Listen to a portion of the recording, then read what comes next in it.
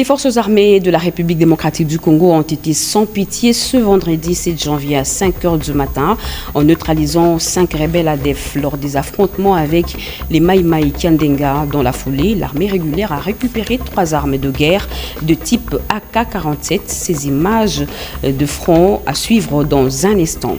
Et également au sommaire, quitter Mbujimaï pour Moneditu ou l'inverse, c'est un parcours de combattants. Ce tronçon sur la nationale numéro 1 connaît des cibourbiers qui peuvent vous prendre des heures à traverser et il est menacé par des têtes d'érosion. Les détails dans ce journal. Les Jeux de la francophonie auront lieu à Kinshasa aux dates prévues à l'issue de la première réunion de la Troïka politique. Le ministre des Finances, Nicolas Kazadi, a donné les informations rassurantes. Voilà pour les titres. Il est 20 h à Kinshasa, c'est l'heure de vous informer, mesdames et messieurs, bonsoir et très heureuse de vous retrouver à travers cette grande édition d'information sur la chaîne nationale. Vendredi, c'est aujourd'hui, la tradition a été respectée au gouvernement. Le Conseil des ministres a eu lieu. La 25e réunion a été présidée en distanciel par le chef de l'État, Félix Antoine Tshisekedi Tshilombo, qui, dans sa communication, est revenu sur son séjour dans le Kasaï, la situation sécuritaire à l'est de la République démocratique du Congo, ainsi que les perspectives économiques de 2022. Le compte rendu après ce journal avec le porte-parole du gouvernement, Patrick Mouyaya, ministre de la Communication et des Médias. Au front, les FARDC continuent d'enregistrer le succès. Elles viennent de neutraliser 5 rebelles ADF au village de Octomaré dans la province de l'Ituri. C'était lors des affrontements avec le Mai Mai à 50 km de Komanda à 5 h du matin. Regardez. Les terroristes ADF et les alliés Mai Mai Nyandenga ont tenté à 20 d'attaquer ce vendredi les positions des forces armées à Ottomaber et Mabelenga en chefferie de Wallace Vonkoutou dans les territoires de Homo. La suprématie des soldats loyalistes a primé, 12 de ces rebelles ont été neutralisés et 5 armes AK-47 récupérées. Les porte-parole des opérations militaires en Ituri, le lieutenant Gilles Ngongo, appelle les groupes armés de suivre le chemin de DDR CS pour sauver leur vie. Vous avez compris que à cette période, nous menons les opérations sur tous les fronts contre les ADF et leurs alliés. Actuellement, la situation à Ottomamber et à Mabelenga est maîtrisée par les forces armées de la République démocratique du Congo. Donc 12 éléments de cette coalition sont neutralisés de manière légale et légitime par les forces armées de la République démocratique du Congo. Avec les opérations musclées que mènent les forces armées au front nord et sud contre les groupes armés étrangers et locaux, y ajouter à cette période de l'état de siège sous le commandement du lieutenant-général Luboya Kashamadjoni, d'ajouter encore la mutualisation de forces entre les forces armées FARDC et le UPDF, nous avons une posture robuste de défense. Les groupes armés n'ont pas d'autre ici de vivre. Ils ont une seule alternative, c'est déposer les armes et se rendre aux forces armées. Signalons que le 27 décembre 2021, les forces loyalistes ont tué 7 rebelles ADF dans une offensive en territoire de Homo et 31 miliciens Codeco neutralisés dans un raid aérien de l'armée dans la région minière de Mungwalu en territoire d'Indjougou. Et en Ituri, au Nord Kivu, la population est appelée à soutenir les opérations conjointes FARDC-UPDF visant à traquer tous les groupes armés œuvrant dans ces deux provinces. L'appel est lancé par le général-major Camille Mbombele lors d'un briefing opérationnel hier devant le gouverneur militaire de l'Ituri, Junior Selimani.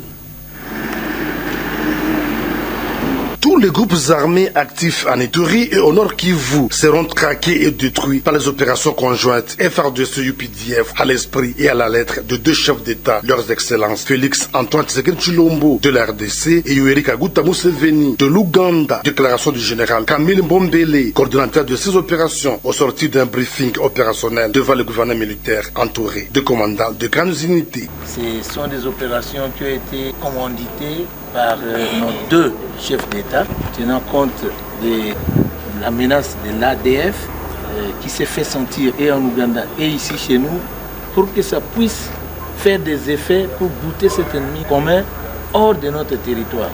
Et pas seulement que les ADF, mais nous savons que si jamais les ADF sont neutralisés ou s'ils vont se regrouper avec les autres forces négatives, nous n'allons pas les laisser être en paix.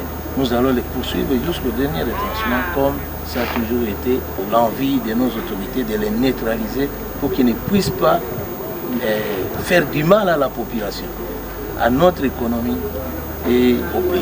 Le général-major Camille Mbombele appelle ainsi la population de l'Ituri à soutenir et à s'approprier les opérations qui valent leur pesant d'or en cette période de l'état de siège, dont l'objectif ultime est le rétablissement de la paix. La population doit être fière des opérations conjointes. Les rapports, les informations qu'ils pourront nous donner dans les retranchements où cet ennemi-là est en train d'aller se cacher, ça va nous permettre à nous d'aller les poursuivre jusque là où il est caché. C'est depuis hier que le coordonnateur des opérations conjointes FRDC-UPDF séjourne à Bunia, chef-lieu de la province de l'Ituri. Aussitôt arrivé, il a eu un tête-à-tête avec le gouverneur militaire et commandant des opérations en Ituri, le lieutenant général Luboyanka Johnny, pour s'imprégner de la situation opérationnelle. Le programme de désarmement, démobilisation, relèvement communautaire et stabilisation a été lancé officiellement aujourd'hui par le vice-ministre des Affaires étrangères, Sami Adoubango. Il appelle également les jeunes à quitter les groupes armés. On l'écoute. C'est une étape importante franchie dans la recherche de la paix en Ituri. Un engagement du président de la République et commandant suprême de forces armées, Félix Antoine Tshisekedi Tshilombo, a imposé la paix, la sécurité et restaurer l'autorité de l'État pour le développement de la partie est du pays. Voilà ce qui justifie l'organisation d'un atelier de 2 jours à l'intention de forces vives de la province sur la mise en place d'un cadre de concertation provinciale, des programmes de désarmement, de mobilisation, relèvement communautaire et stabilisation. Une journée qui a marqué également le lancement des activités de ce programme en Ituri pour le gouverneur militaire, le lieutenant général Luboyanka Johnny. La mise en œuvre de ce programme vient en appui aux efforts de paix déjà consentis par les forces armées à cette période de l'état de siège. Je suis convaincu que la stratégie de mise en œuvre du PDDRCS va intégrer nos réalités et que toutes les parties prenantes contribueront activement dans la mise en œuvre de ce programme, dans la franchise, la sincérité, dans une synergie pour la paix. Le coordinateur national du PDDRCS, Tomi Tambwe Ushindi, entend voir le participant identifier le besoin réel de la population pour la réussite de ce programme. Nous avons le devoir patriotique de produire un document qui révèle la volonté des populations de l'Ituri. Engageons-nous dès maintenant dans ce chantier pour l'intérêt de nos communautés et pour les générations à venir. Ayant présidé la cérémonie de lancement de cet atelier, le vice-ministre des Affaires étrangères, Sami Adoubango Aoto, a invité toutes les communautés de l'Ituri à la réconciliation sincère et véritable pour le retour définitif de la paix. La manipulation des vitesses ainsi que l'accélérateur de coups de gaz de la paix durable doivent être l'œuvre de notre engagement sincère et sans hypocrisie entre nous les Ituriens. Une feuille de route pour la paix et la sécurité va sanctionner cet atelier qui conduira à l'élaboration des programmes de désarmement, de mobilisation, relèvement communautaire et stabilisation de la province de l'Ituri. Les forces mutualisées FRDC et UPDF peuvent compter sur le soutien des députés provinciaux du Nord Kivu. Une délégation venue de Goma dans laquelle se sont retrouvés quelques députés nationaux l'a dit au président du Sénat, Modeste Bat Lukwebo Gelor Kimpianga. Les questions sécuritaires et celles liées au développement du Grand Kivu, particulièrement le Nord Kivu, étaient au centre d'une séance de travail entre le président du Sénat et une forte délégation des députés provinciaux des 7 provinces du Nord Kivu ce vendredi 7 janvier. Selon eux, ils sont venus voir Modeste Bahati Lukwebo en sa qualité de président de la Chambre haute du Parlement, mais aussi comme leader politique du Grand Kivu. Les élus provinciaux, qui étaient accompagnés de quelques députés nationaux du Nord Kivu, ont encouragé les efforts du chef de l'État dans la recherche de la paix dans cette partie de la République démocratique du Congo concernée par l'état de siège. Nous sommes venus voir notre doyen, le doyen de Grand Kivu, pour lui parler de la situation sécuritaire dans nos régions.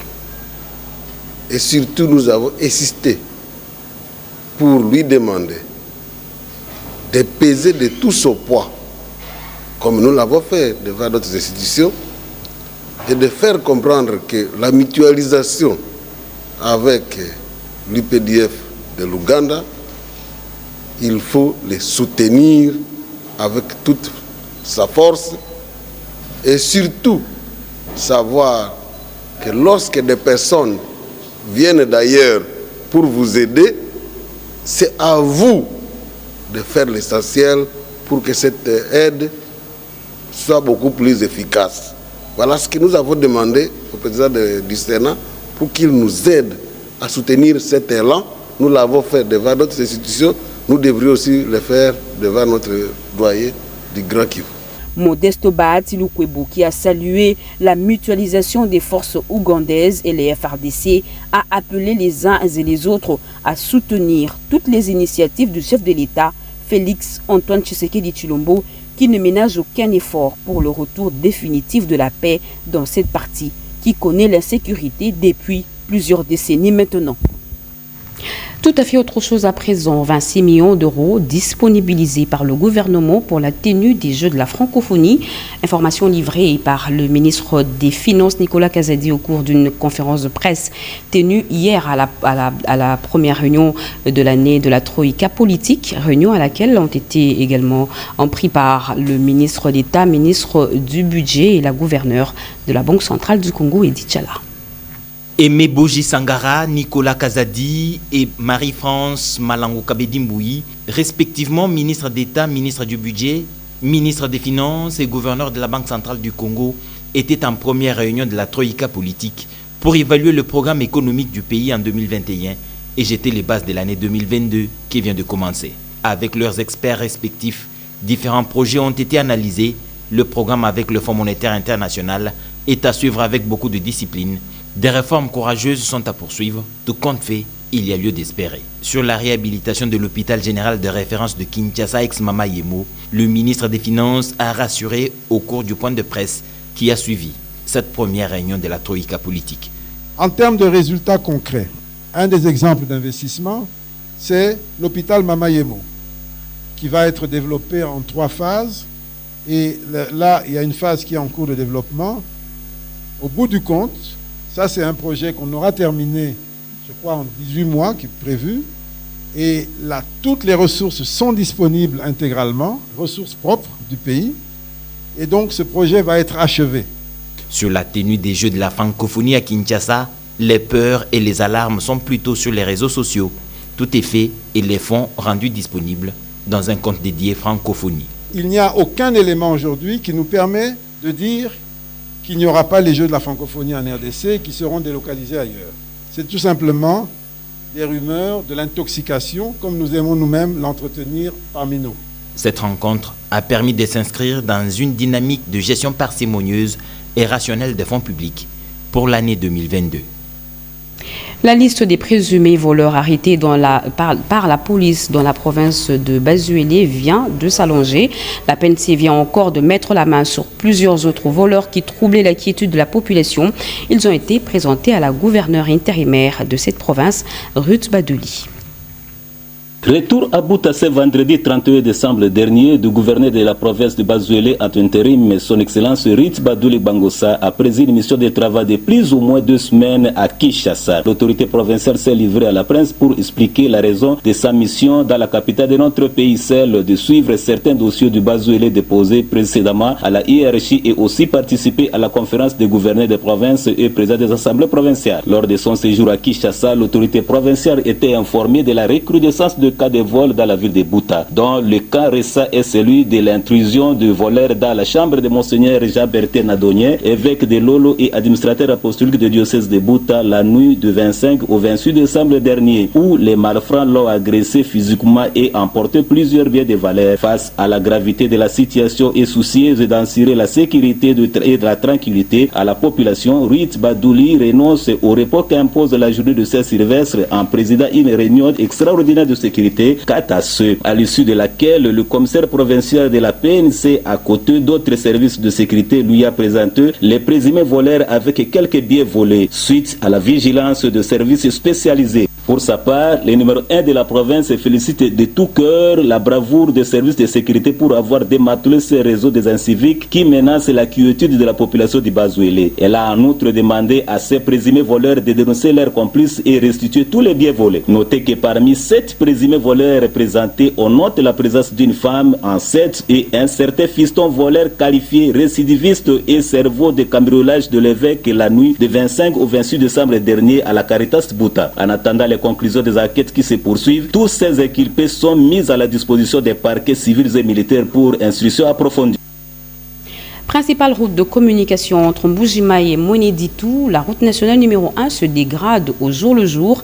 Il faut donc des travaux urgents de réhabilitation et ceux qui en ont la charge sont interpellés à travers ce reportage. La route nationale numéro 1 Mbuji-Mayi-Mweneditu est dangereusement menacée de coupures à 11 km 900 au niveau de la bifurcation entre la nationale numéro 2. À cet endroit, l'entreprise grecque 8 qui avait exécuté les travaux à son temps avait construit les caniveaux et un collecteur qui, malheureusement, n'avait pas atteint les bas-fonds. C'est ainsi que les eaux de pluie abondantes de ces derniers jours ont rongé le collecteur et la route est entamée. Informée, la gouverneure de province intérimaire, Jeannette Longa Muswamba, est descendue ce mardi 4 janvier sur les lieux, accompagnée du directeur provincial de l'Office des routes Kasaï oriental, Marcus Okita-Chocha, en vue de parer à toute éventualité. Ce dernier prévoit des travaux en urgence. Nous allons faire un remblai avec les différents matériaux et dévier les eaux parce que la grande quantité d'eau provient sur la RND. Nous allons la dévier vers le devant et permettre à ce que les travaux de reconstruction des caniveaux et du collecteur soient faits. La gouverneure de province intérimaire, Jeannette Longa Muswamba, qui évoque l'importance de cette route, veut voir les travaux commencer rapidement. Et ce qui doit être fait, c'est maintenant qu'on va commencer à intervenir avec l'Office des routes. Et il y a aussi GREC 7 qui a une responsabilité. Donc on commence déjà au niveau national. Ils vont pouvoir nous pousser aussi parce que ça relève du niveau national. Pendant ce temps, l'Office des routes apaise les usagers de cette route et promet intervenir avec un rechargement rapide. La centrale thermique de Kananga a une solution alternative pour combler le déficit suite à une demande croissante en énergie électrique dans cette ville et ses environs. L'épineuse question de l'alimentation régulière en carburant de cette centrale a été résolue. Propos du directeur général de la SNEL-SA. Il est au micro de Yvette Makoutima. La centrale thermique de Kananga, province du Kasaï central, un ouvrage d'utilité publique qui a plus que besoin de moyens pour son fonctionnement. Du carburant pour alimenter les ménages et les industriels 24 heures sur 24. 3 nouveaux groupes acquis dans le cadre du programme de 100 jours sur financement de la SNEL-SA et 2 autres anciens qui fait de cet ouvrage un colosse de 5000 kVA en termes de puissance installée. Pour cette période d'essai, la SNEL-SA a disponibilisé 125 mètres cubes de carburant pour assurer la desserte. Une confirmation devant la presse et la société civile du directeur général de la SNEL-SA, Jean-Bosco Kayombo-Kayan. Nous savons que le besoin est là, mais nous devons, en attendant que KTND puisse venir, nous devons utiliser ce que nous avons. Donc ce que nous avons pour le moment, c'est la centrale thermique de Kananga, et c'est ainsi que ces groupes fonctionnent depuis le 30 décembre, 24 heures sur 24, de façon à nous permettre en un mois d'exécuter ce blocage. Pour éviter la rupture régulière de l'énergie électrique, les abonnés sont priés de souscrire au paiement des factures. Nous avons pratiquement 2400, 2500 clients que nous avons recensés à la semaine, mais sur ces 2500, pratiquement seulement 600 clients sont actifs, sont connectés et payent régulièrement leurs factures si nous les présentons.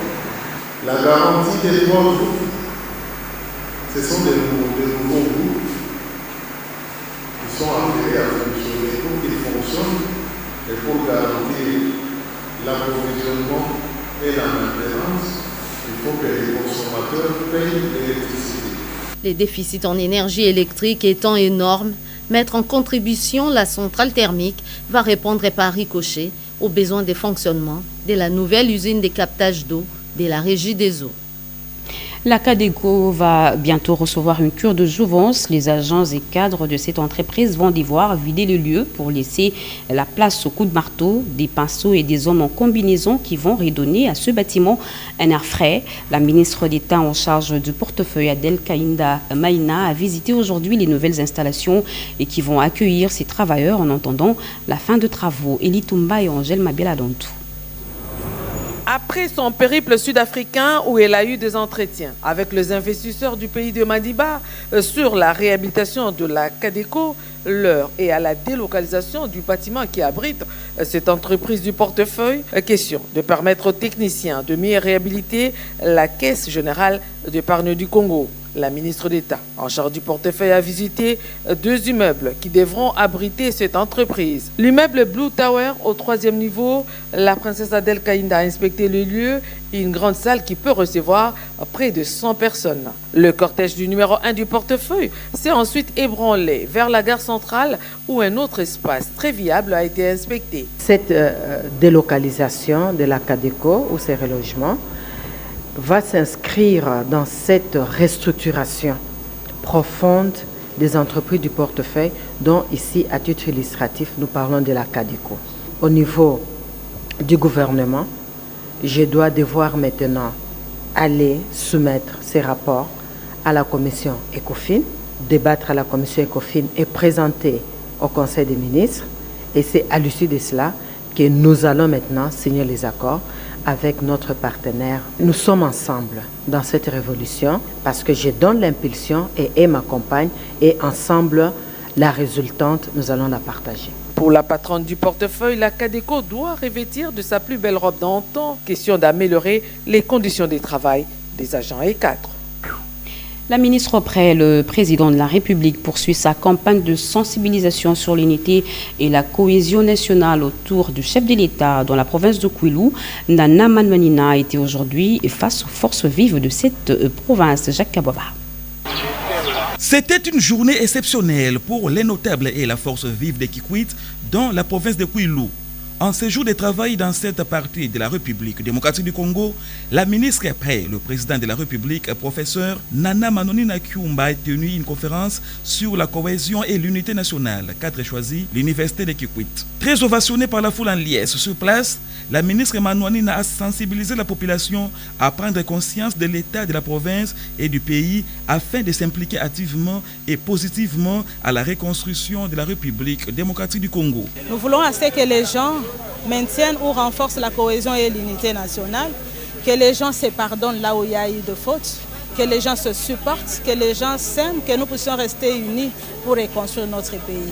Telle est la volonté du chef de l'État, parce que dans la division, nous ne saurons construire. Dans le tribalisme, dans le népotisme, dans les antivaleurs d'une façon brève, nous ne saurons pas reconstruire notre pays. Le chef veut que nous puissions nous porter, nous aimer et puis ensemble reconstruire notre pays. La notabilité dans son ensemble a apprécié ce message et a promis son accompagnement de cette vision du garant de la nation dans cette campagne d'éveil patriotique. Restons dans la province du Kwilu où le projet d'appui au développement intégré de l'économie rurale est désormais opérationnel et c'est le ministre d'État, ministre en charge du développement rural, François Roubota, qui a procédé au lancement des activités de ce projet grâce Maoso. Depuis son arrivée à la tête du ministère du Développement rural, le ministre des tutelles, François Roubota, s'est impliqué personnellement pour mettre fin aux tractations qui ont retardé l'effectivité du projet d'appui au développement intégré de l'économie rurale. Ce projet s'inscrit dans la vision du président de la République en ce qui concerne le développement à la base. Il est pour moi le grand temps de pouvoir nous mettre au travail et de mettre de côté tous les comportements qui pourrait encore être à la base du non-fonctionnement du projet POLAIR.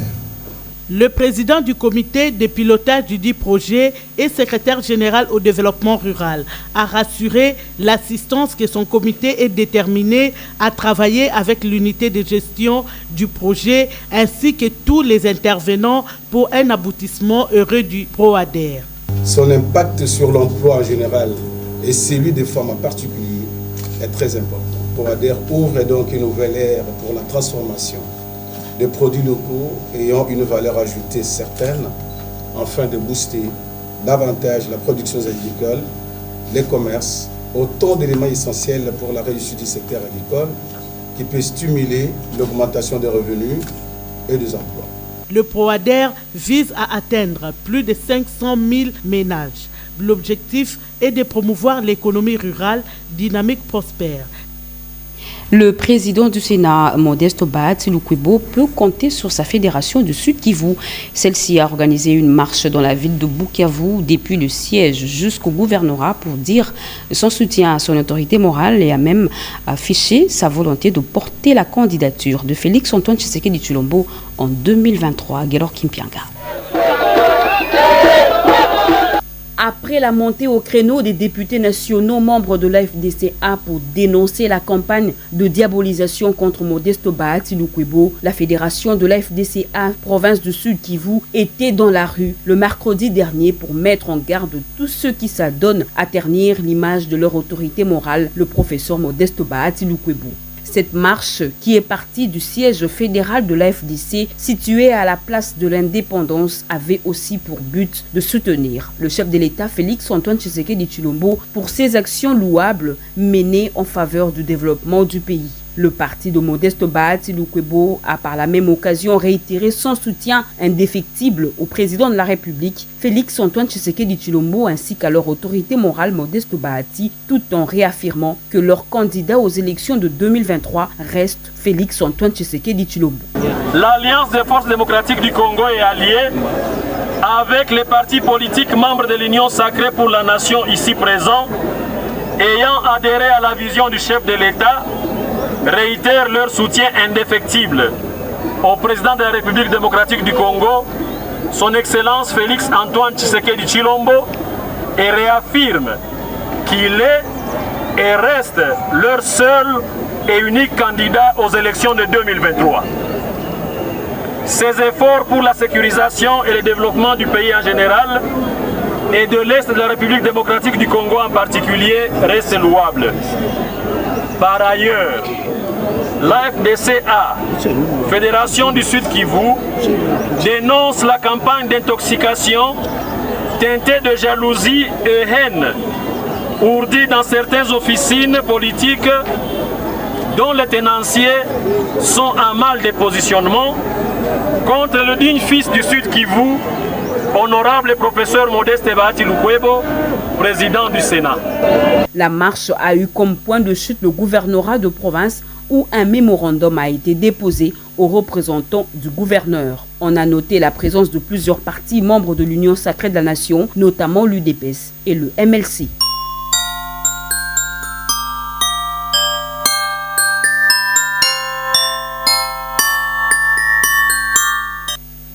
Et ce message, je veux adresser au président de la République, le conseil d'administration, la direction générale ainsi que l'ensemble du personnel de la Société commerciale des transports et des ports en sigle SCTP SA, Exonatra, saisissent l'opportunité des fêtes de Noël 2021 et de Nouvel An 2022 pour souhaiter à votre Excellence et à toute votre famille les meilleurs vœux. Le conseil d'administration, la direction générale de la SCTP SA, à travers tout son personnel, salue votre implication dans la relance des activités de la société à travers les actions à impact visible au sein de la masse laborieuse de la SCTP-SA. Puisse l'Éternel Dieu Tout-Puissant vous combler davantage de ses bénédictions et de sa grâce. Nous vous prions de croire, Excellence Monsieur le Président de la République, chef de l'État, l'assurance de notre très haute considération pour les directeurs généraux AI, Jean Masumbuko Mukengerwa, pour le conseil d'administration, le président du conseil d'administration AI, Emmanuel Mbo Mundengue.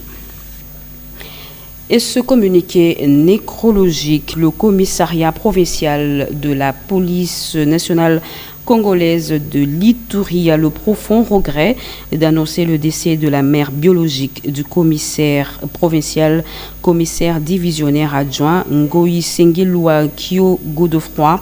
La regrettée Kelenga Inafumu, mort survenue à Lubumbashi ce 6 janvier 2022 de suite d'une maladie. Le programme des obsèques vous sera communiqué ultérieurement. Feta Bounia, Roger et Tibassima, commissaire supérieur adjoint, chef SICOP, PNC Ituri.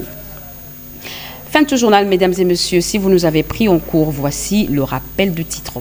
Les forces armées de la République démocratique du Congo ont été sans pitié ce matin de 7 janvier 2022 en neutralisant 12 rebelles ADF lors des affrontements avec les Mai Mai Kendenga. Dans la foulée, l'armée régulière a récupéré 5 armes de guerre de type AK-47. Vous avez suivi dans ce journal les images de front.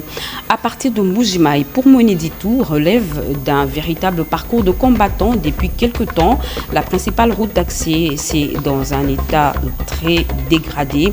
Les images diffusées dans ce journal ont démontré comment cette voie de communication se dégrade le jour sous le regard impuissant des usagers. Pas d'inquiétude, les Jeux de la francophonie se tiendront bel et bien à Kinshasa et aux dates prévues. À 8 mois de la tenue de ces Jeux, le ministre des Finances vient de rassurer à l'issue de la première réunion de l'année de la Troïka politique, 26 millions d'euros sont déjà disponibilisés dans un compte dédié à ce jeu. Mesdames et messieurs, merci de l'avoir suivi. Merci à vous qui nous suivez partout ailleurs sur satellite. Vous êtes sur la RTNC. L'actualité continue sur nos antennes retrouvées à 23h. Serge Merlin-Mata. Grand sera pour moi le plaisir de vous retrouver demain à 20h. Excellent début de week-end à toutes et à tous et au revoir.